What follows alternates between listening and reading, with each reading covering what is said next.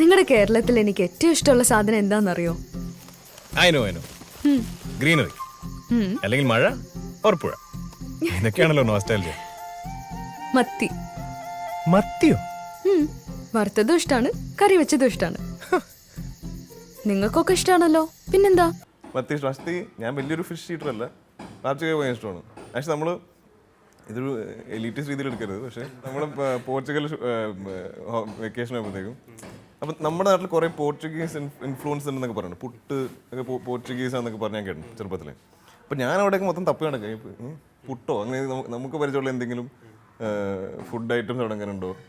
ഈ പറഞ്ഞ സാധനങ്ങളൊന്നും അവിടെ കണ്ടില്ല. പക്ഷെ അവിടെ ഇതുപോലെ മത്തി സ്റ്റേപ്പിളാണ്. ഓൾമോസ്റ്റ് എവറി മീലോ എവറി ഡിഷിൽ മത്തി ഉണ്ടോ?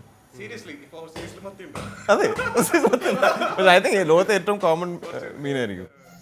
ഇത്ര അൺറൊമാൻറ്റിക് ആണോ മത്തി? ഏയ്, ഒരിക്കലുമല്ല. ഇന്ന് മുതൽ കേരളത്തിലെ ഏറ്റവും റൊമാൻറ്റിക് ആയ സാധനം മത്തിയാണ്.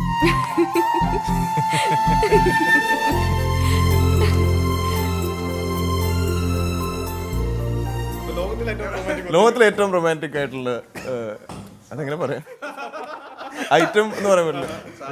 സാധനം മത്തിയാണ്.